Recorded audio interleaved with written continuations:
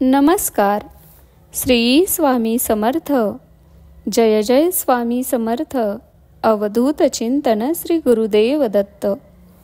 श्री भक्तविजय कथासार. अध्याय 57. रामभक्त उद्धव चितघन महाराज. रामभक्त उद्धव चितघन महाराज.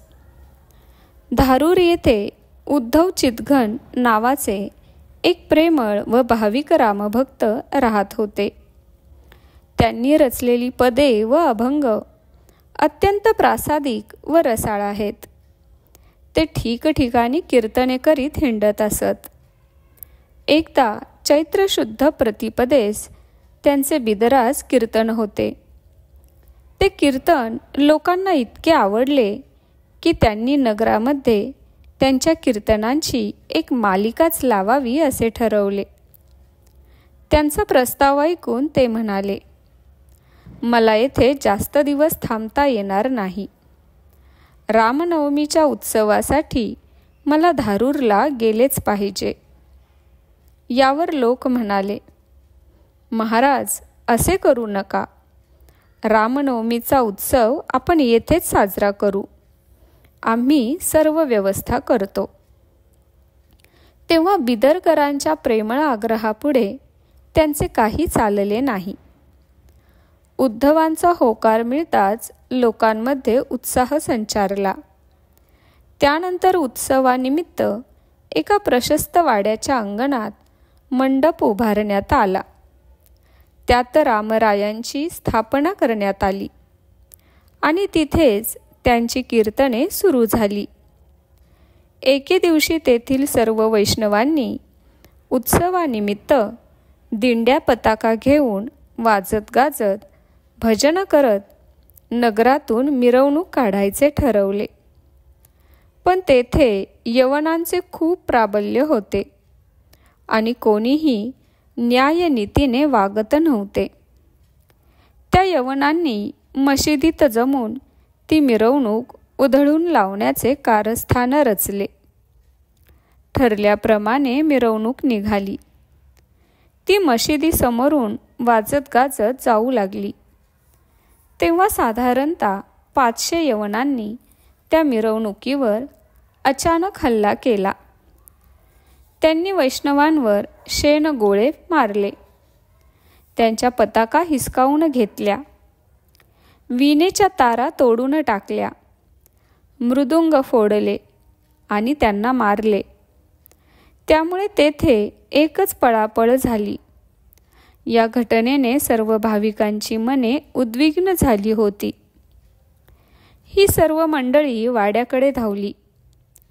त्यांनी घडलेला सर्व वृत्तांत उद्धवांना सांगितला.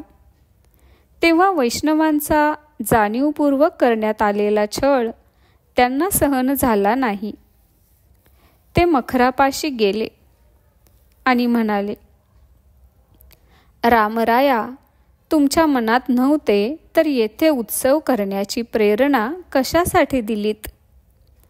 येथे संतांचा अनादर झाला आणि वैष्णवांच्या उत्साहावर विरजण पडले. हे काही चांगले झाले नाही. तुम्ही सर्व साक्षी आहात.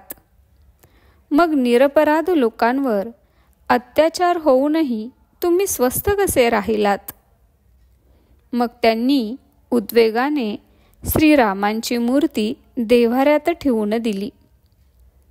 मखर काढून टाकले आणि मंडप सोडवून रामभजन करत बसले. तेव्हा आपल्या स्वामींच्या उत्सवात यवनांनी भक्तांना त्रास दिला म्हणून मारुती भयंकर संतापले. ते उड्डाण करून एकदम मशिदीपाशी गेले आणि तिच्या भिंती गदागदा हलवू लागले. त्याच्या जवळच एक फकीराची झोपडी होती. रामभक्तांना छळले म्हणून मारुती संतापले आहेत हे त्याने ओळखले व माझी झोपडी मोडू नका अशी त्यांना विनंती केली. मग त्याने मशिदीतल्या गुंडांना एक महाकपी मशीद पाडण्यासाठी आले आहेत म्हणून तुम्ही पळा आणि आपला जीव वाचवा असे सांगितले. त्यावर ते गुंड हसून म्हणाले, ही दगडी मशीद त्या वानरांनाच काय, त्यांच्या बापांनाही पाडता येणार नाही. हा मारुतींच्या सहनशक्तीचा कडेलोट होता. त्यांनी ती मशीद क्षणार्धात जमीनदोस्त केली. तिच्या ढिगाऱ्याखाली शेकडो यवन अक्षरशः चिरडून मेले. त्यामुळे नगरात एकच हाहाकार माजला. तेव्हा त्या ज्ञानी फकीराने त्वरेने बादशहाची भेट घेतली आणि उद्धव चितगण या रामभक्तांना यवनांनी त्रास दिल्यामुळे मारुतींनी मशीद पाडली असे सांगितले. ते ऐकून भयभीत झालेला तो बादशहा उद्धवांना शरण गेला. त्यांना उत्सवासाठी सहस्त्र मुद्रा दिल्या आणि त्यांची क्षमा मागून म्हणाला, आपला महोत्सव आनंदाने साजरा करा. तुम्हाला कोणीही त्रास देणार नाही, कारण ज्यांनी हे कपट केले होते ते सर्व मेले आहेत. आता मारुतींना सांगून आमचा प्राण वाचवा.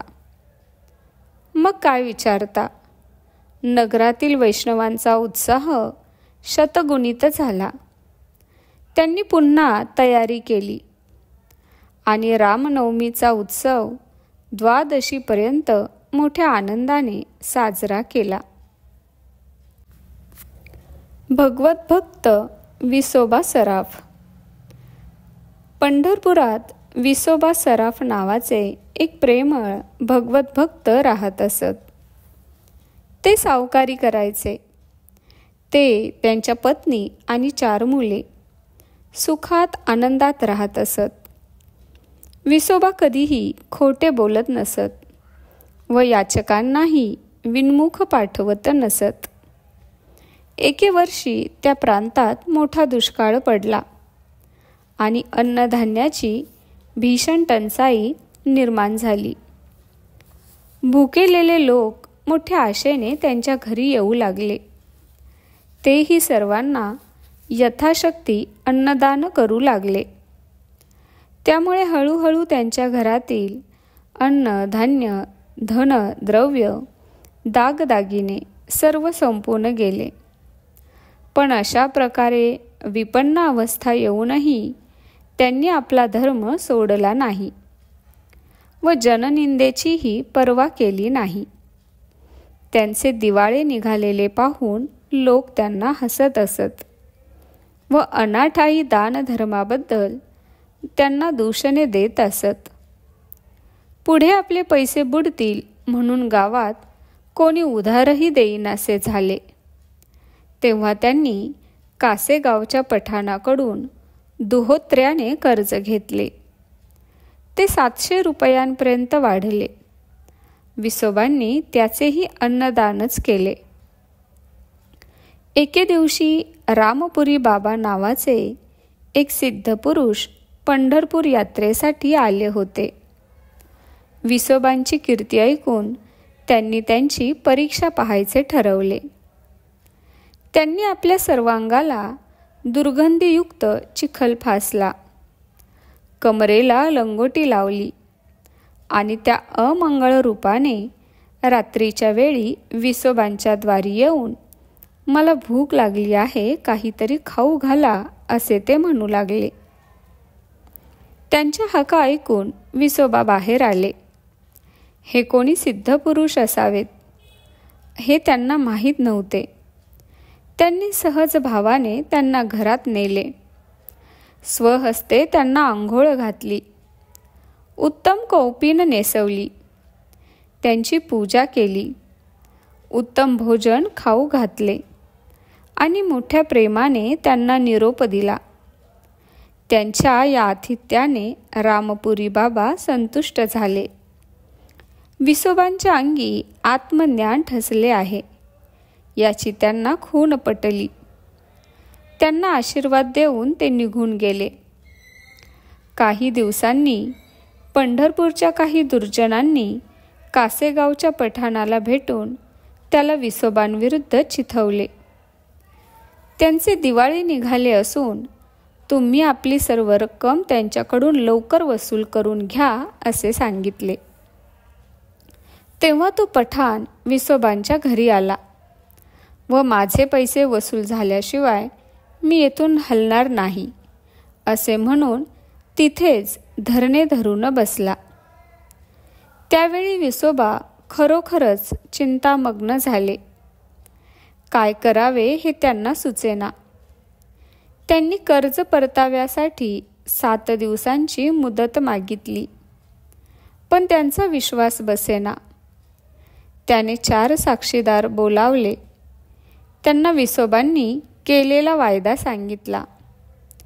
ते म्हणाले, हे कधीही खोटे बोलत नाहीत, म्हणून आपला वायदा नक्की पुरा करतील. तेव्हा तो पठाण कासेगावला परत गेला. त्यानंतर 6 दिवस प्रयत्न करूनही काही व्यवस्था झाली नाही, म्हणून विसोबा हवालदिल झाले. पूजेमध्येही त्यांचे लक्ष लागेना.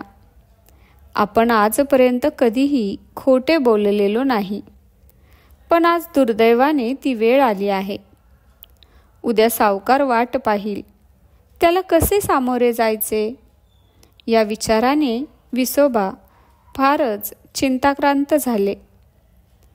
त्यावेळी त्यांना संकटात पाहून श्रीहरी पांडुरंगांनी त्यांच्या जुन्या गोमास्त्याचे रूप घेतले व कासेगावच्या पठाणाकडे जाऊन 4 लोकांसमोर त्यांचे सर्व देणे सव्याज फेडले.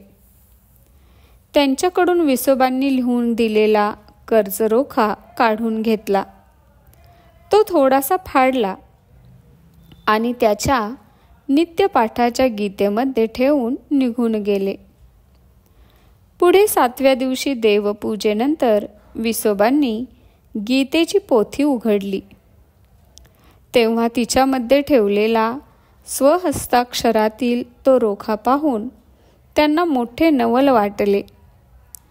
कर्जफेड झाली नसतानाही हा रोखा येथे कसा आला याबद्दल त्यांनी घरच्यांकडे चौकशी केली, पण याविषयी घरच्यांनाही काहीही माहिती नव्हते. म्हणून रोखा चिकटवून ते त्वरेने कासेगावला गेले.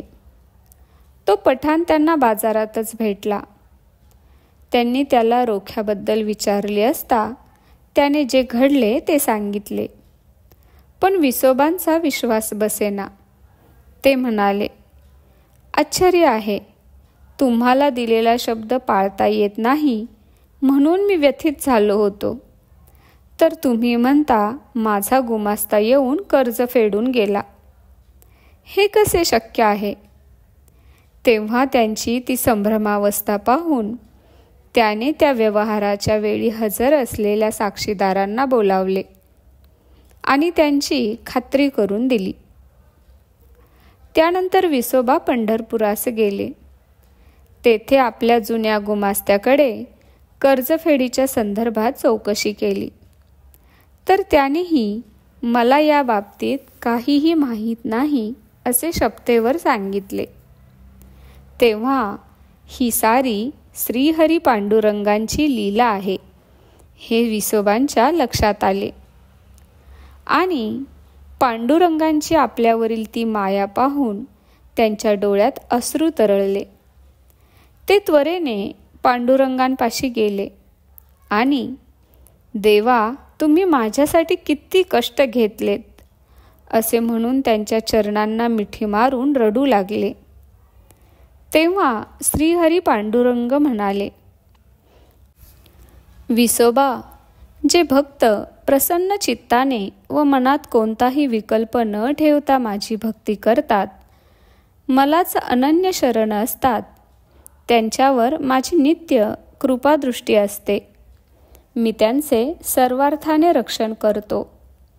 सज्ञान वक्त्याला कोणीतरी शंका विचारावी आणि मी विविध दृष्टांतांनी त्या शंकेचे निरसन करावे असे नेहमी वाटत असते. त्याचप्रमाणे मलाही माझ्या भक्तांनी संकटात पडावे आणि त्यांनी माझा आर्ततेने धावा करावा आणि त्यांच्या साह्यार्थ धावून मी त्यांची सुटका करावी, त्यांचा महिमा वाढवावा असे वाटते. हे भगवंत वचन ऐकून विसोबांना धन्य धन्य वाटले.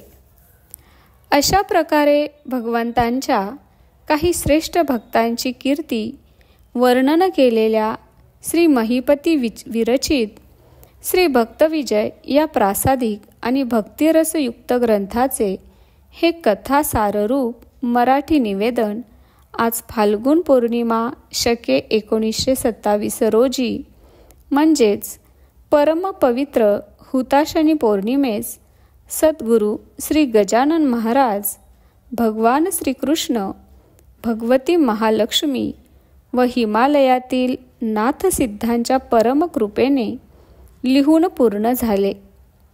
या ग्रंथाच्या श्रवण पठनाने भाविकांचे सर्व इष्ट मनोरथ पूर्ण होतील, त्यांना अद्भुत ज्ञान होईल आणि श्रीहरी पांडुरंग निजकृपेने त्यांना दर्शन देतील, अशी या ग्रंथाची श्रेष्ठ फलश्रुती आहे.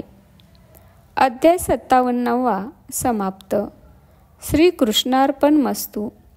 ओम शुभम भवतु. श्री भक्तविजय कथासार ग्रंथ समाप्त. श्री स्वामी समर्थ. जय जय स्वामी समर्थ. अवधूत चिंतन श्री गुरुदेव दत्त. धन्यवाद.